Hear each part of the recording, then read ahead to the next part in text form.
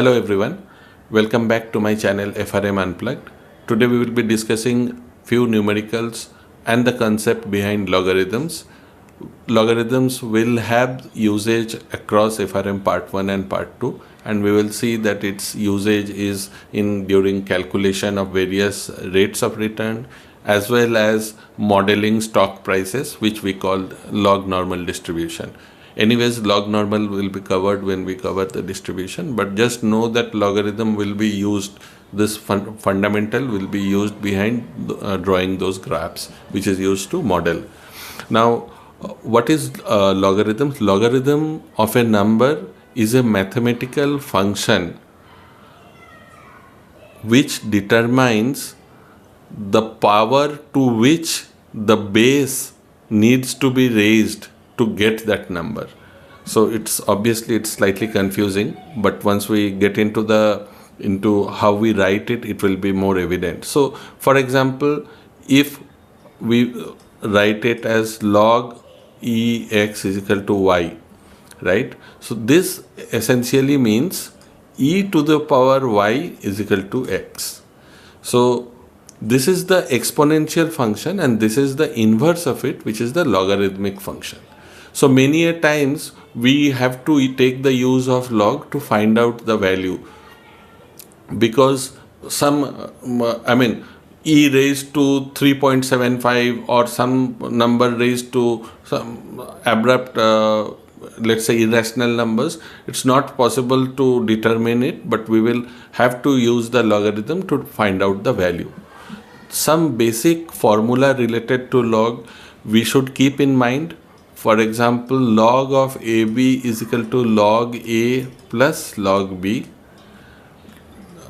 Log of A by B is equal to log A minus log B. Okay. Now log of 0 and negative numbers is basically infinity, minus infinity, means it is not defined. And this is how the graph looks like. So if we draw like this, right, this is y is equal to b to the power x, right? Now, sorry, you just ignored this. This is how, so this is,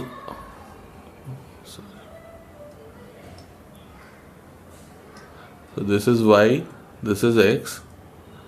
This is 1, because when x is 0, y is 1.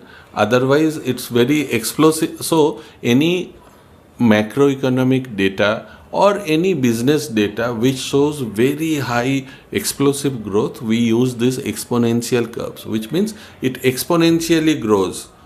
There is a growth by arithmetic progression, there is a geometric progression, and there is an exponential series also. So, this is the exponential graph, right? And just the mirror image of this is the log.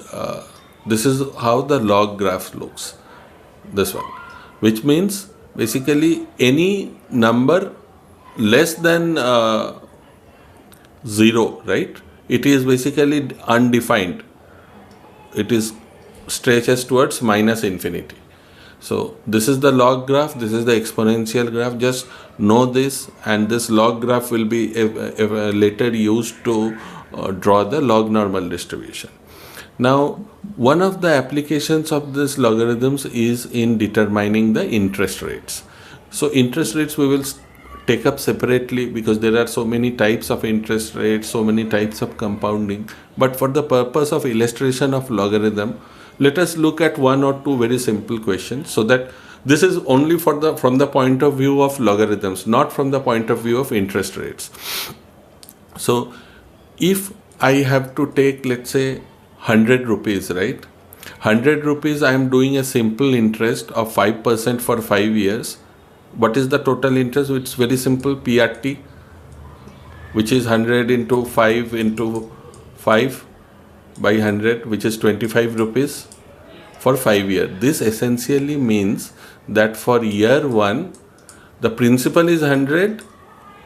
Sorry, for year 0, the principal is 100 and I have earned 5 rupees at the end of year 1. Sorry, at the end of the first year.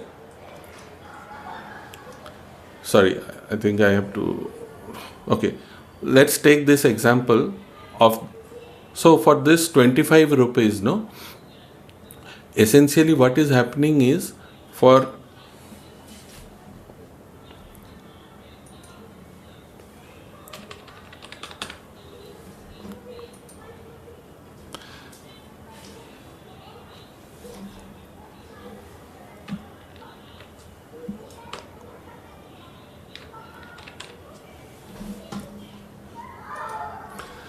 let us take the example of the usage of logarithms for interest rate. So if 100 rupees is getting invested for 5% per annum for 5 years, then the interest at the end of 5 years is 25 rupees. How we got it?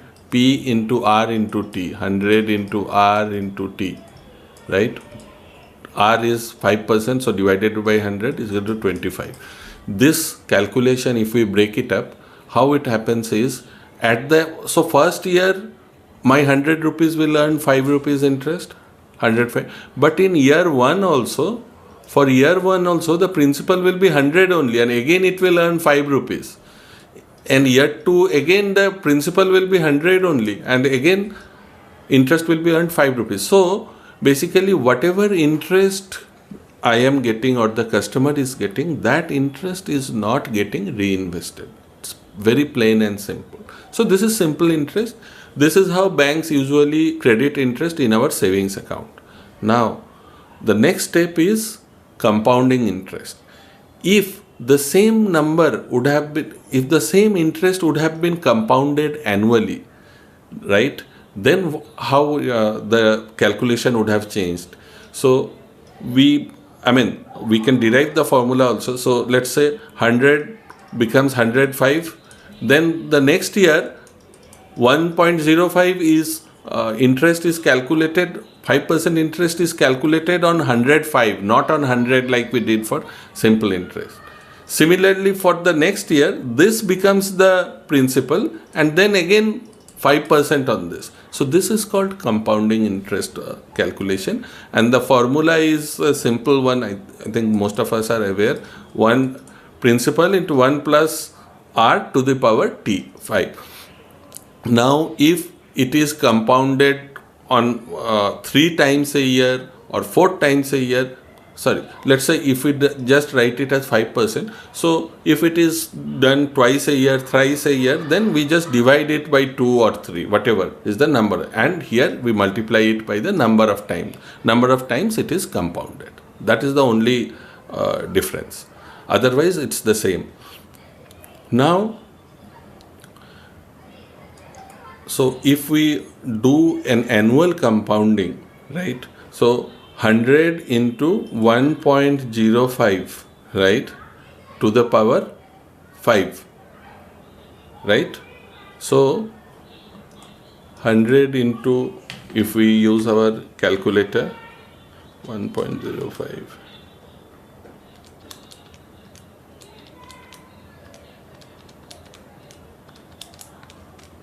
So 1.27. So 127.63. So in our simple interest, the rate, the total amount was 125, means principal plus interest. Here the principal plus interest is 2 rupees and 63 paisa more, because we got interest on interest. Now, if this annual compounding, right, this annual compounding can be half yearly compounding, which means it can be compounded every 6 months. It can be compounded every 2 months, every 3 months, which is quarterly, every month, which is monthly, every fortnight, every week, every day, every 6 hours, every 1 hour, every 5 minutes, every 2 seconds, and till the time period is infinitesimally small. Once the time period is infinitesimally small, we call it continuously compounded, which means every microsecond the interest whatever is getting earned, that is getting added to the principal, and again interest is getting calculated on that principal plus interest. So that is continuously compounded interest. And if so, if A, so A is, sorry, let's keep it as P, 1 plus R by N, right? Let's say N is the number of times we calculate, compound the interest to the power N T. So as per, again, here we will have a separate chapter on differentiation and integration. When N tends to infinity, right, which I said infinitesimally small, which means the time periods are infinite, right? In this case, this formula gets modified as P into e to the power RT. This is once the N tends to infinity. This is the formula that is derived from differentiation. So this is how we calculate the total amount earned out of continuous compounding. It is here that we will have some usage of logarithms. So one thing which I missed telling there is, basically there are two types of logarithms. One is the common logarithm, which the base is 10. Another is the natural logarithm, where the base is e. So if the convention is, if nothing is mentioned, we take the base as e. Unless otherwise mentioned specifically, it is assumed that the base is e. So log 10 y is equal to z. This means 10 to the power z is equal to y, and log 10 e is equal to p. This log e q is equal to p. This means e to the power p is equal to q. So just keep this in mind. Whenever we are taking the logarithm, we are only for our discussion and for our mathematical financial calculation, we only take natural logarithm. So now quickly, I think we can go at least take one numerical which is there in our GARP book. We will come across these calculations in our bond valuations. Okay, so in that we will come across future value, present value, all those compounding frequencies, and all those complications will come in here. But a simple numerical which just equally illustrates the concept of logarithm, we will take it. So as per our FRM GARP book, there is a question that we will try to solve here, right?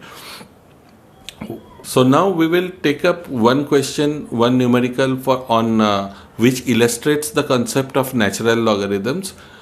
So this is on the interest rate. So we will come across, we will take this at length when we discuss the bond valuations, where we will have the entire range of interest rate types, compounding frequencies, and all that. But for the purpose of our discussion today, which just illustrates the concept of natural logarithm as well, we will take up one numerical which is there in our GARP book. So the question is basically what rate of continuous compounding is same as 7% rate with annual compounding, right? So in these kind of questions, we just have to ensure that the principal plus interest on one side is the same as principal and interest on the other side. First, let us take up this continuous annual compounding. So annual compounding of, let's say, we could keep it A also. Let the principal be 100 and 1 plus 7 by 100, right, to the power 1. So this is basically the annual compounding amount. So, and this is, let's say we are taking it for 1 year. So this is what we will get out of 7% annual compounding. And what is the continuous compounding? 100 into e to the power r, correct? Because t is 1 and p e to the power rt, the same formula we have used. This 100 and 100 cancels. Now this is e to the power r is equal to 1.07, right? Now when we take natural. Okay, one more formula for logarithms was log of a to the power n is equal to n log a. So this is also one formula that we need to keep in mind. So now we will take one taking the NL on both sides. R log ln E is equal to ln of 1.07. ln of E is 1 because we have mentioned earlier that here we assume that the base is E. E to the power 1 is E, no? So this entire stuff becomes 1. So therefore R is equal to ln 1.07. Now we will use the Texas Instrument BA calculator, wherein we will just take second, we will first take 1.07 and put the press the ln button. In case we want to find the e to the power x, we have to press the second and then press the ln button, because whatever values functions are written above the keys, we have to use the second button to access those functions. Anyway, for this purpose, we are just taking the ln button, and if we do the ln of 1.07, we find the answer as 0.0677, which is 6.77%. So the answer, so if 6.77 is rate, then, and if we do it a continuous compounding, this is the same as 7% annual compounding. And here just we have to keep another thing, we will have a separate session on calculators also. We have to keep the decimals to at least 4-digit or 5-digit, because here if we would have done for 2-digit, then we would have got the answer as 0.07, which is 7% only. So it doesn't, I mean, from approximate point of view, it is correct, but for the purpose of this sum, it is not correct, right? Because we have to get that 0.067, so 6.7%. We just have to ensure that our calculator is set to 4 digits. So this is how we have one application for logarithms. And one final thing is, when we do modeling for stock prices and all, no, then this log normal distributions are taken up, because log normal distributions essentially means that if stock prices, the log of stock prices will have normal distributions. And why it is used? Because just because we don't define log of negative values, stock prices are never negative. It's always 0 or positive only. So log normal distribution is used to model stock price. So that is also one application which we will see later. So this is all for today. And in case you have any queries or you want to have any other question solved, please do message me in my YouTube channel or through my personal DM. I will get back. Thank you.